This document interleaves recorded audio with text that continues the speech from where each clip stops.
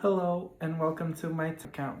In this video I'm going to show you my collection of records I got from Ariana Grande, and then I'll do a ranking of her albums.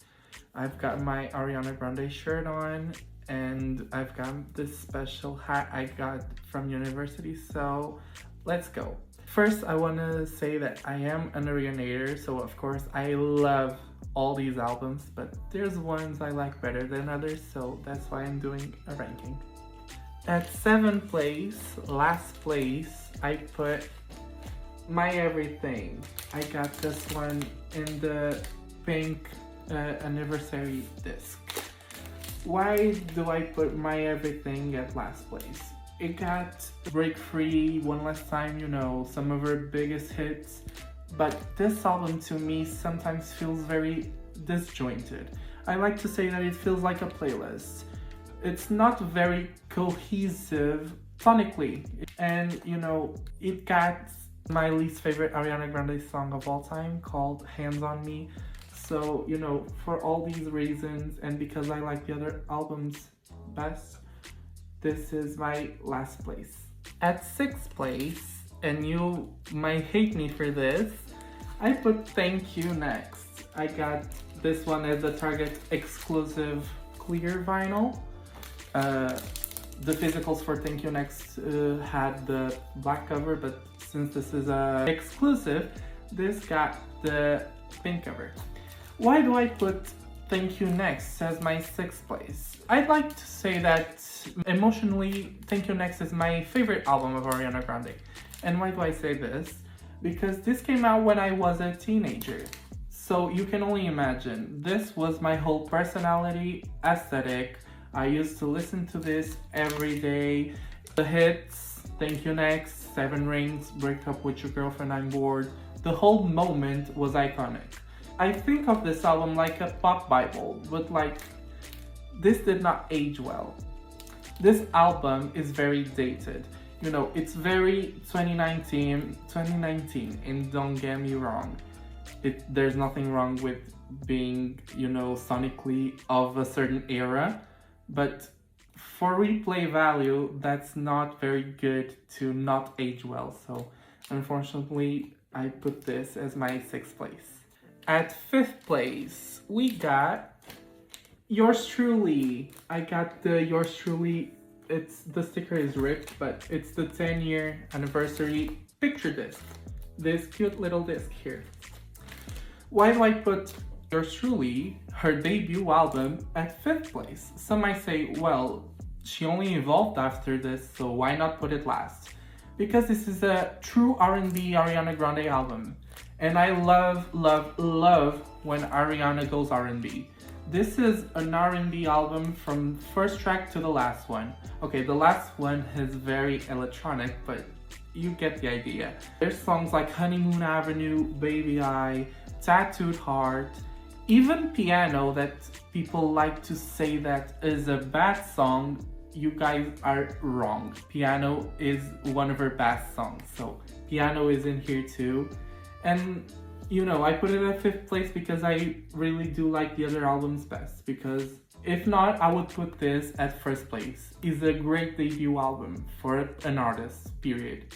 At 4th place, we got Sweetener. I got this one as the standard black disc version, and I put this one at 4th place because I like the other albums best. That's the reason. Because, I became a stan. I've known Ariana Grande since Victorious, but I became a stan after she dropped No Tears Left to Cry. So this was my first album cycle, my first era living as a Ariana Grande stan, as an Arianator. So you can only imagine, I got to live Sweetener era as my first album cycle. Imagine, No Tears Left to Cry, God Is a Woman, Breathing, Get Well Soon, all these hits. Even Blazed. I love Blazed and I love Borderline. Y'all did those songs very dirty because they are great songs. And Raindrops and Angel Cry is probably her best intro alongside Moonlight. So for these reasons, I put Sweetener as my 4th place.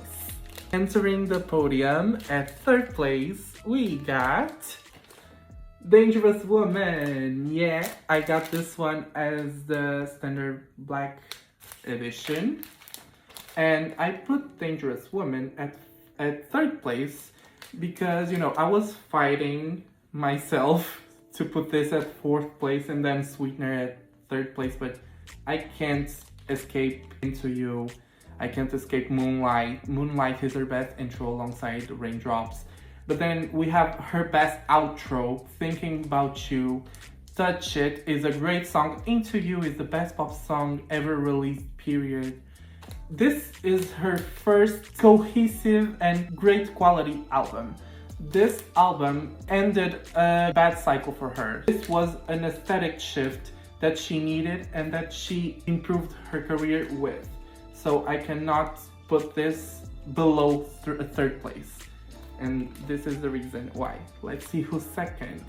And at the 2nd place, we got Eternal Sunshine and Eternal Sunshine, Brighter Days Ahead. This one was gifted to me as a birthday gift, and it's this cover with the red vinyl. And this one I bought when it came out.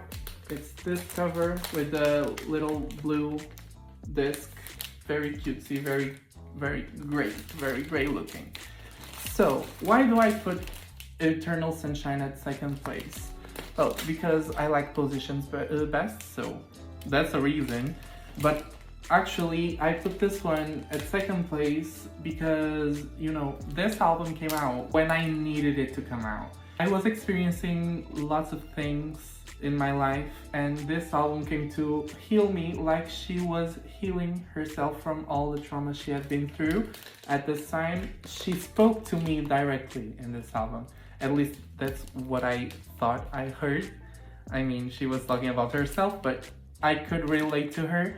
So yeah, this album is very special to me. I like all the songs on these albums. I cannot give you one skip because there's not one skip on this album. And yeah, it's 2nd place, and now I'll show you my 1st place. And at the 1st place, of course, it's Positions. And I got this one as the standard bottle cap green, whatever the color is called, disc. Positions at the 1st place. Why? Because this album aged so fucking well. I could not tell you how much I hated this album when it came out. When this came out, I was still a fan of Thank You Next. So you can only imagine what I thought of this R&B masterpiece when it came out. I would tell you this was her worst album, that she decided to end her career by releasing something that was not good, and then time passed by and she prevailed. She was right, but she was ahead of her time. This album aged so flawlessly that I can now, in 2025, say that this is my favorite album of Ariana Grande. The vocals are immaculate. All the songs are masterpieces. The vocals, the lyrics, it's all great on this album. I put this at 1st place because it evolved. It evolved on me, it grew on me. With Ariana, I tend to like her albums the second I hear it. So for an album to grow this much on me, because I would say this was her worst album back in 2020, for an album to grow this much on me, you know, it has to hold 1st place. And this is my Ariana Grande album ranking and my records.